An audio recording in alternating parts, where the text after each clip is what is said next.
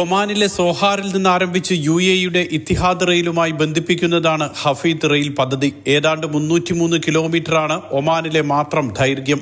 പദ്ധതിയുടെ നിർമ്മാണ പ്രവർത്തനങ്ങൾക്ക് വേഗം കൂട്ടിയതായി ഒമാനിലെ ഹഫീദ് റെയിൽ അറിയിച്ചു. മലകൾ തുരന്ന് തുരങ്കങ്ങളുണ്ടാക്കി കടന്നുപോകുന്ന പാതയുടെ നിർമ്മാണത്തിന് വൻകിട നിർമ്മാണ ഉപകരണങ്ങൾ എത്തിച്ചതായും അറിയിപ്പിൽ പറയുന്നുണ്ട്. ഇതുകൊണ്ട് തന്നെ ഇനിയുള്ള നിർമ്മാണ പ്രവർത്തനങ്ങൾക്ക് വേഗം കൂടും. തുടക്കത്തിൽ 12 സ്റ്റേഷനുകളാണ് പദ്ധതിയിൽ ഉണ്ടാകുക. ചരക്കു നീക്കവും പൊതുജന യാത്രയും ഒരുപോലെ ലക്ഷ്യമിട്ടുള്ള പദ്ധതിയിൽ 200 കിലോമീറ്റർ വേഗത്തിലായിരിക്കും യാത്രാ ട്രെയിൻ സഞ്ചരിക്കുക. സോഹാറിൽ നിന്ന് ആരംഭിച്ച് അൽബുറൈബി വഴി UAE-യിലെ അലൈനിൽ എത്തുന്ന വിധത്തിലാണ് പദ്ധതി ആസൂത്രണം ചെയ്തിട്ടുള്ളത്. പദ്ധതിയുടെ നിർമ്മാണം പുരോഗമിക്കുന്നതിന്റെ ചിത്രങ്ങളും വീഡിയോയും അധികൃതർ സമൂഹ മാധ്യമമായ എക്സിൽ പങ്കുവച്ചു.